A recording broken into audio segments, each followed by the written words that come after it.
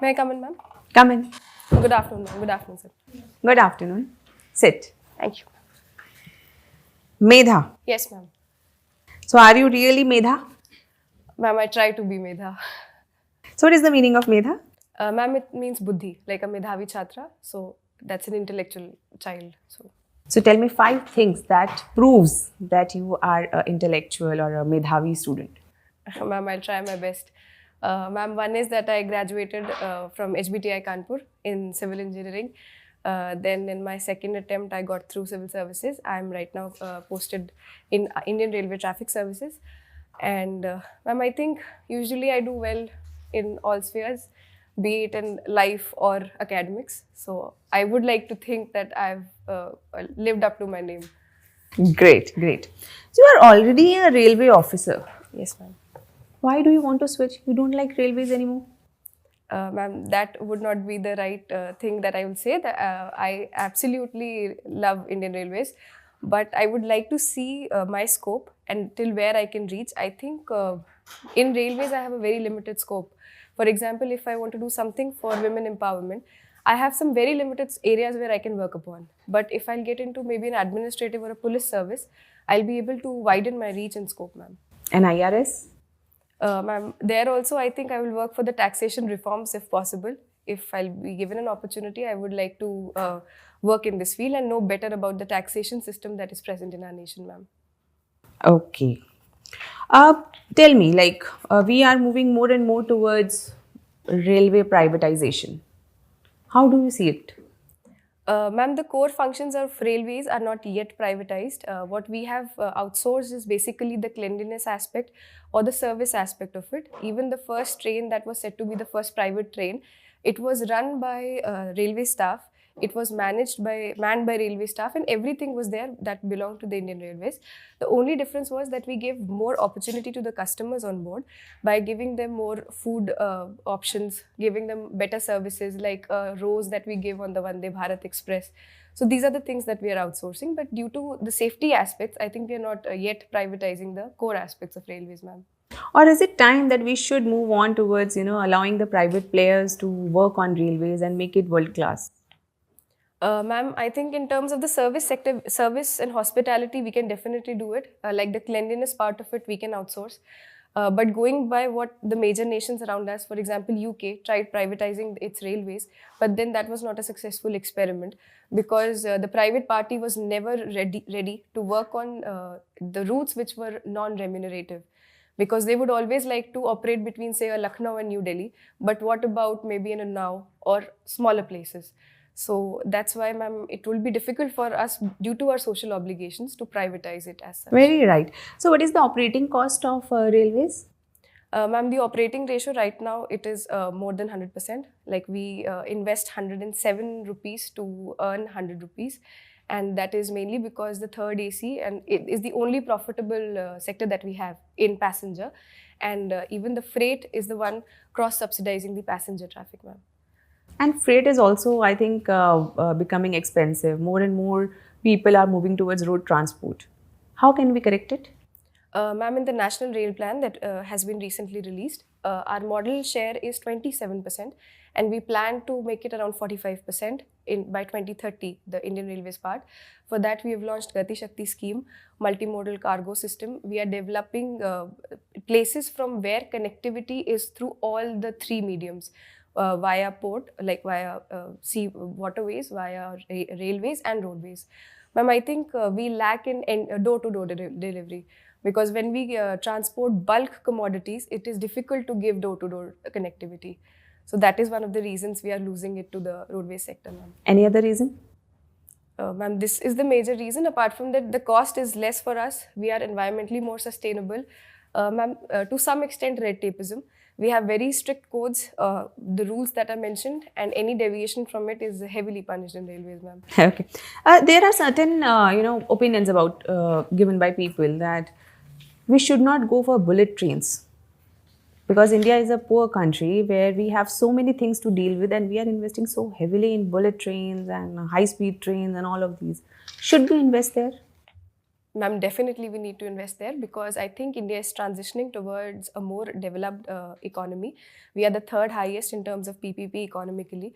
So it's time we give our customers the best possible services that the Indian Railways can offer, ma'am. For example, I see that if the businessmen are able to travel faster, they'll be able to make more deals, and that will have a trickle-down effect on the economy as a whole. So I think it's time that we move towards high-speed railways because smaller distances should be covered faster. That is perhaps the need of the hour, ma'am. Okay, very right. So before I hand over to the esteemed member, what is Hyperloop? Ma'am, Hyperloop is a kind of a transportation system which operates in a vacuum. Because of magnetic levitation, it is able to move at a very high speed, and it can cross around 200 kmph if I'm right on that fact. And recently, the one who was making Hyperloop, they even test drove it and they found it to be safe as well. Is it working anywhere? Ma'am, not yet operational. The trials were conducted and they were safe, but not yet operational anywhere, I think. Okay. Can you give me a small growth plan for any of the backward districts of UP? Any 3 things you would do? Ma'am, my focus first would be on women's financial literacy because I feel that their participation in our state is still less because they could have outperformed considering they are 50% of our population. Ma'am, second is on the education aspect. With the mass cheatings and all that we are seeing, I think that will hamper the overall development of the place and in turn the whole country. Ma'am, third, I would like to focus on the healthcare aspect, wherein I would ensure that institutional deliveries are taking place.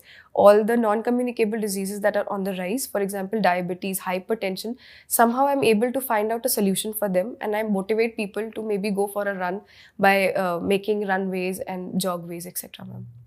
But in a backward district, so runways, jogways might work in Noida, Gurgaon, Yes, but in backward districts, they are already working so hard in agricultural fields. Like Banda. Like Banda. Anirpur. Yes. Lalitpur. So then maybe I'll motivate them that they should go out for a walk or at least have periodical checkups. Because ma'am, I think once a district is backward, health is the last priority that happens for people. So if I'm able to tell them that it is perhaps that should be your first priority, I'll be able to make the best potential use of the demographic dividend there, ma'am. Right. Supposedly, there is a situation, you are posted as a DM in a district, or rather, let's take the railways example first.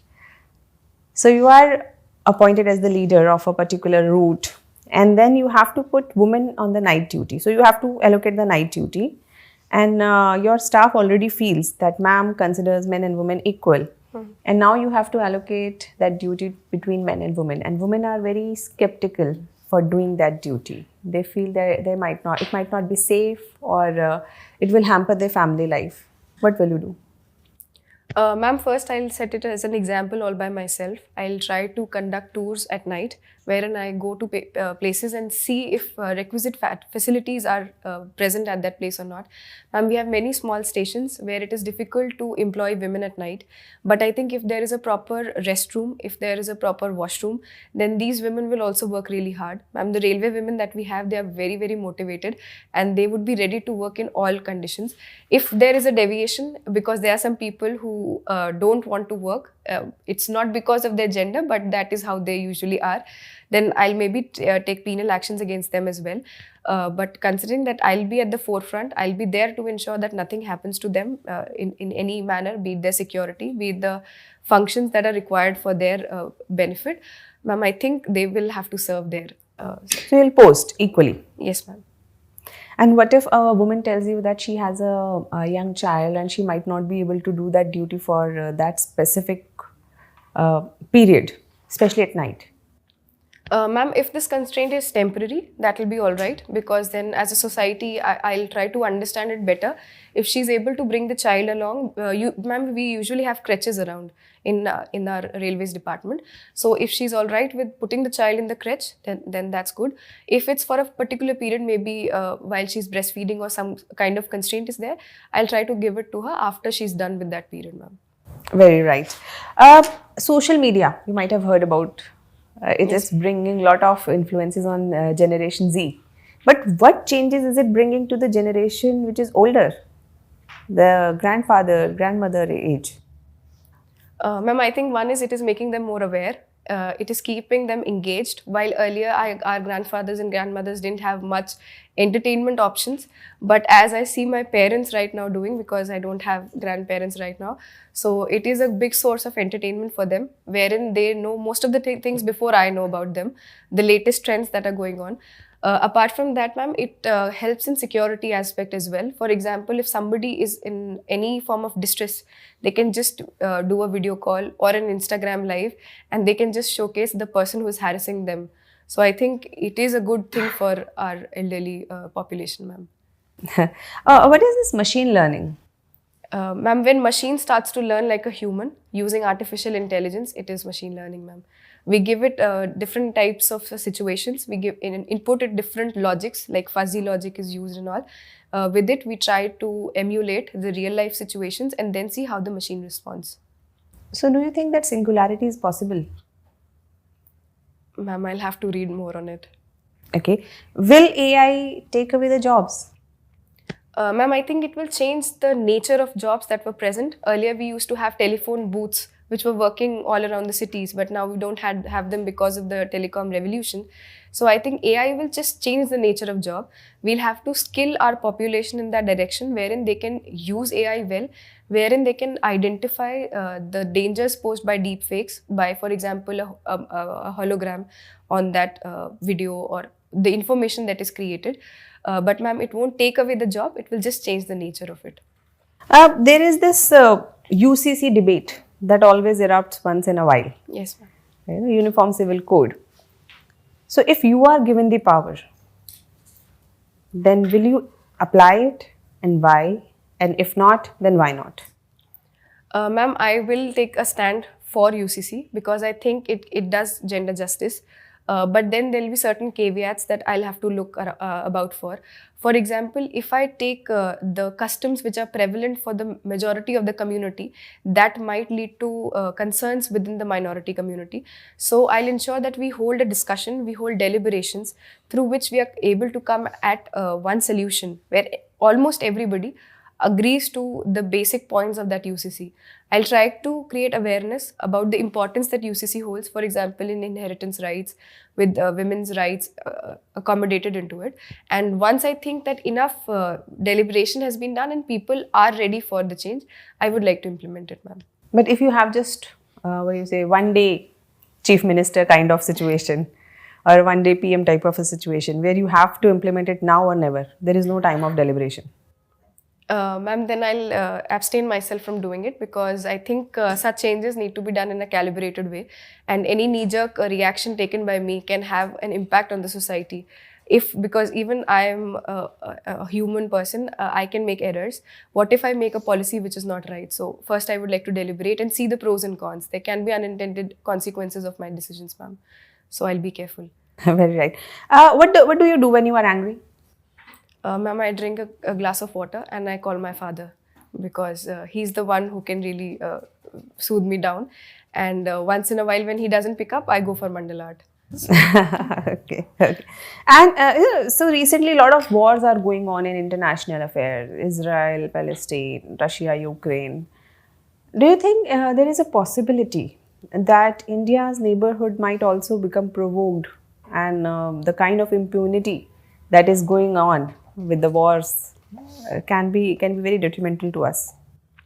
Ma'am, I think because of our wisdom, we will not escalate anything into a war scenario. We might take heavy steps against our neighbors, considering whatever they're doing at times. We can be provocative on the borders, but a full-fledged war I don't see in the future. And that is probably because the leadership that we have, be it in terms of the bureaucrats that we have, they would not like it for the economy, for India to go at war with any of the nations. We'll try to have deliberations and solve it first. And if push comes to shove, then maybe we'll take some extreme measures. Unless that happens, ma'am, I don't see a war happening for India. Okay, what is the GDP of Uttar Pradesh? Ma'am, it's an 11% of our GDP, in national GDP, GSDP of Uttar Pradesh, ma'am. Exact number? Ma'am, I'll have to read on the... Okay, sex ratio of India? Ma'am, it is 1027, I think, as per the NFHS. 1027, ma'am. Sex ratio? Yes, ma'am. I think it is more than 1,000 now with the recent data that I've read. Are you sure? Yes, Okay, ma'am. child sex ratio? Ma'am, I'll have to read on it. Unemployment? Ma'am, it's around 5%. Okay. How much NPA do we have currently? Ma'am, it's around 11%. And it will reduce, I think, to 7 and 8% very soon, if I'm able to recall the right numbers. Labor force participation of women? Ma'am, it's 37%. 37%. Are you sure? Yes, ma'am. It's the recent data that I read, ma'am. 37%. And what if there is there some data, the IMF chief once said that this much number will increase in our economy? Yes, in ma'am, our 27%. GDP will increase by 27% if women's participation becomes equal to men's participation.